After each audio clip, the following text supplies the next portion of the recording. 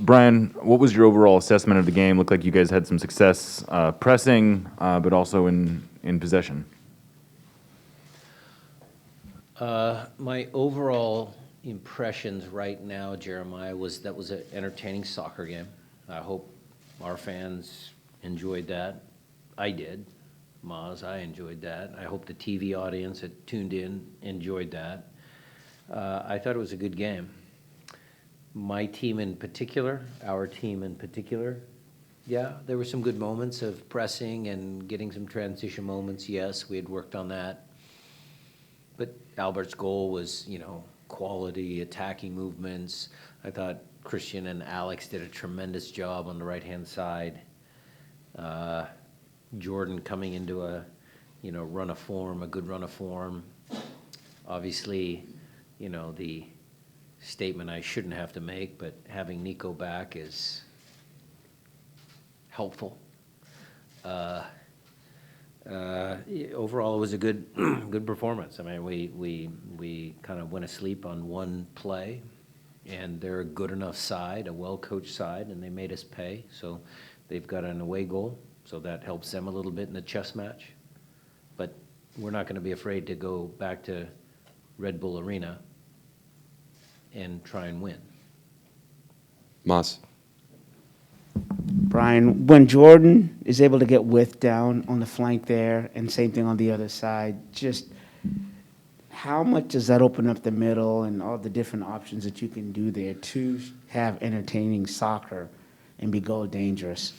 Yeah, you can play inside out or outside in. I think our team balances that out pretty good because Nico and Raul can play in the middle of the field. Albert can play in the middle of the field. I thought Jordan was effective today, though. He wasn't like a true left winger, like 1v1. I mean, he ran across the field, and Jackson caught him once where he almost scored in the first half. I thought there was some good moments, but, we need to balance out the left side with the right side a little bit more. I mean, I think we can get a little bit better in that part of our game. And we'll work on it. I mean, Jimmy Madrana came on and showed you a couple flashes. Maybe he's something on the left, or, Leo and those guys when we get some more games. But kind of balancing out both sides is probably one of the things we as a coaching staff see. Other questions in the room? Okay, we'll go to Steven. Let's go to first-timers. Don't worry, Maz, we'll come back. Hi, Coach. How important do you think it was for Rusnak to get his first goal for the club, and what do you expect to see from him from here? Well, it was great for Albert because it was a great goal. Lots of people might not understand that little piece of execution of a goal. A lot of guys would have taken a touch, and it would have pushed him into a different angle, and the goalkeeper, who, Sean Johnson is a very, very talented goalkeeper, might have given the goalkeeper a little bit of an advantage. But because he hit it first time, he wrong-footed the goalkeeper. He wasn't set. He wasn't ready to make the save. And that little cognizant ability that Albert has makes him such a tremendous player. And so that's the nuance there. I thought Albert was good for us in many games early in the year. I know some people might have thought he hadn't scored, so he didn't play well. That wasn't my opinion. I thought he's been great since he's been here. Go to John and then Ugo in the back there. Oh, no, John's right there, yeah. Coach, the team today was passing really, really well. The ball moved really quickly and precisely. Something I noticed as well in Minnesota. I'm curious if that's something that has been trained on recently, in particular, or is that just the team gelling now, 8 games into the season? I think again, I'll go back to we haven't had our full complement of players so far this year. And you're just starting to see the tip of the iceberg there when guys are back to full health. And, Raul and Nico's inclusion to the group that did some heavy lifting, earlier, credit to Will and Freddie tonight to come on and do some good things. But Freddie, has done a lot of good things for us in this competition against Leon. I mean, there's other people that have stepped up. But to have everybody now in place, I think you're going to see a little bit how this team is going to, kind of build into what they are. I think we have a lot of talented players. I think the possession, again, to your point, against Minnesota was great in that first half. And I think there were spells tonight where we were very good. But then again, trying to find the right balance of using Jordan in our transition moments, because I don't think we want to be just a possession team, because that would kind of limit Christian and Jordan and what they do well. So we'll have to keep working on finding that balance. Coach, buenas noches, felicidades por el triunfo. Buenas noches. Ustedes como equipo, Seattle Sounders, ¿está consciente de lo que están provocando, ganándole a León, ganándole a New York City, y los pone como favoritos? ¿Sienten la presión extra ustedes o es motivante para ganar por primera vez y hacer historia? En México, la prensa mexicana los pone como favoritos a Seattle Sounders. Nunca había pasado eso, de que hablaran tanto de un equipo de la MLS como para hacer historia en 13 años de la Conca Champions. Coach, congratulations on the win. Do you guys as a team think that this win against León first and now New York City, it's putting yourselves as favorites? For the first time ever, the Mexican press is putting Seattle Sounders as the favorite in the 13 years of the CONCACAF champions. And do you feel that pressure or that responsibility? I didn't catch the back half of his question. I thought he was just going to ask if we feel the pressure. Mm-hmm. The answer is no. We don't feel the pressure. We take every game as a single game, and we play to win. But that is interesting now that the Mexican press is saying that we are now the favorites. And it's a good question. Es un buen pregunta, porque what I told them in the locker room was, we are not finished yet.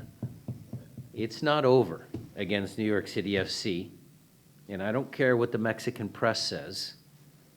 We're not going to be the favorites. We have to still earn every opportunity we have to even get to a final. And then Pumas and Cruz Azul are good teams. And we don't know who will play home first or away first. That's still in jeopardy. And then we can talk about, the next phase. But right now, we are focused on one more game against New York City FC.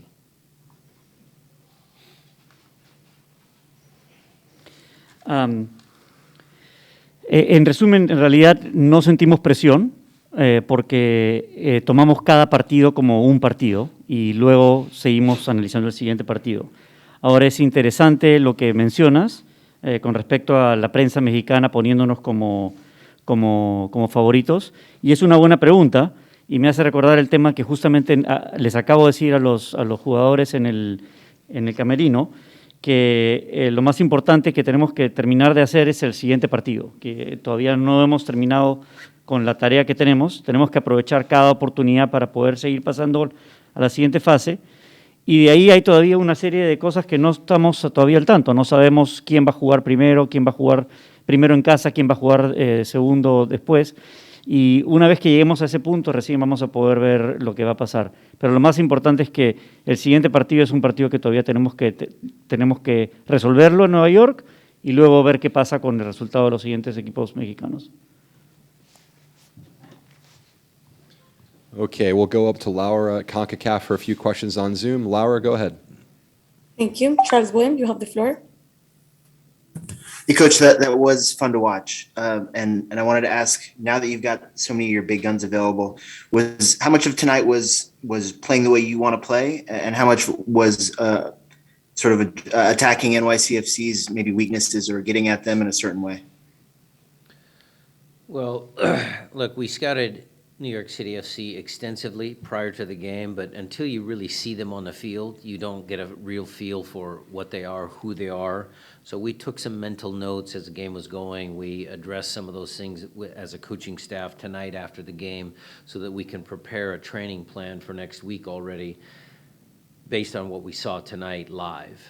So there will be some modifications in how we played, and we will try and figure out how we can, attack some of their weaknesses, but there's not many there. I mean, that's a quality team, so that always brings me back to what we always try and focus on, which is our team. So it's always important for our team to try and dictate play, whether you're home or away against your opponent. That doesn't always happen. I mean, I've sat up here many times and talked about how we prepared and we wanted to do something, but it didn't work. So we'll have the same process. We'll digest the film, we'll make a training plan, and then we'll travel to New York to try and, score one goal and make it challenging on our opponents. One last question with Chris Campbell. Hey, Brian, kind of building off of that, Seattle so far this season hasn't pressed much the opponents in their defensive third, the attacking third for Seattle. Was there something with the New York City back line or the way that New York City built out of the back that made you want to press them more when they were trying to do so? Well, I might challenge all of you as to why that doesn't happen. I don't know why we're not pressing higher up the field, because I press high on goal kicks all the time. We always try and immediate chase or counter press, whatever you guys want to call it. Those are staples as to what we do. Yeah, there's some games where we fall into a transition. Certainly Lyon was a game where we defended deep and we were good in transition, but our objective is always to press high. So I might argue that point, why we don't press higher up the field during games. There was nothing that we saw on film that New York did that made us press higher up the field. That's just part of what we try and do. Maybe, again, to my last point, maybe we don't accomplish that every game, but that's our objective.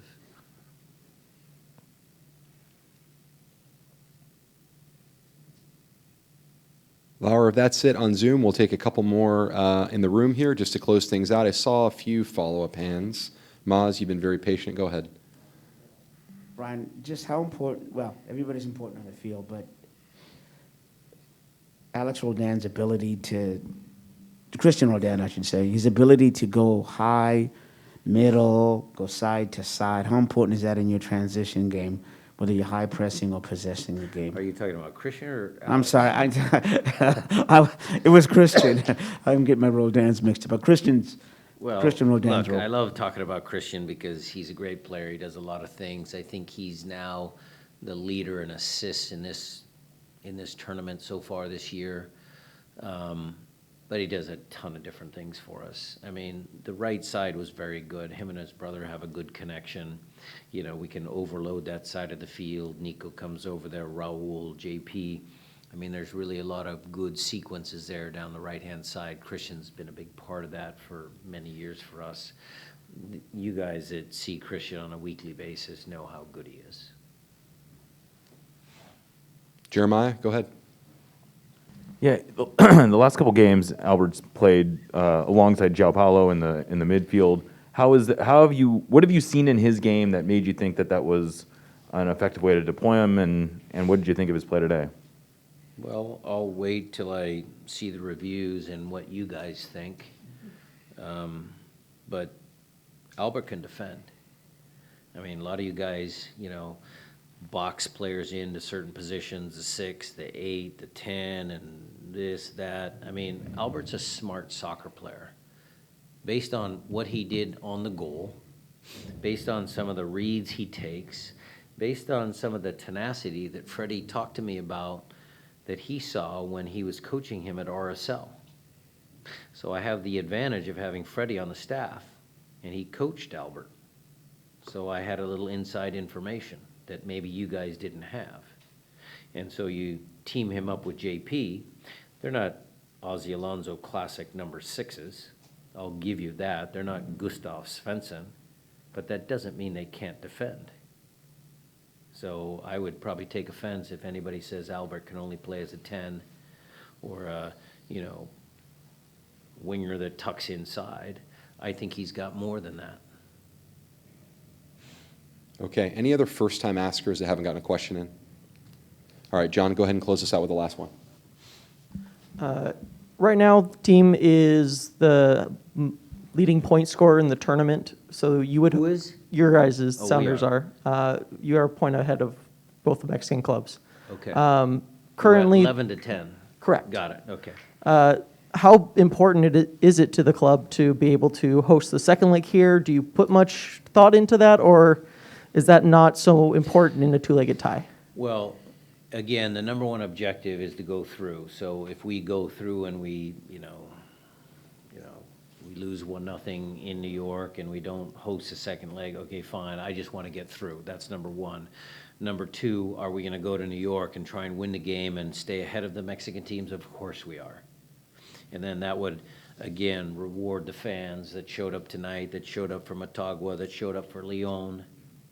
It would give us another platform to show just how big of a soccer city Seattle is.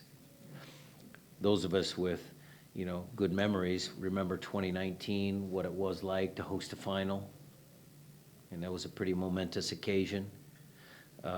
With all the talk now in the press, about the Mexican press, about we're the favorites and can we win Champions League, the national narrative of can MLS at some point catch, that, it would be ideal for us to play at home. But again, what I want to warn everybody about is we're not looking past NYCFC. That's still a very good, well-coached team. Let's just get past NYCFC, and then you can ask me if I have an opinion about whether we have the home leg first or not.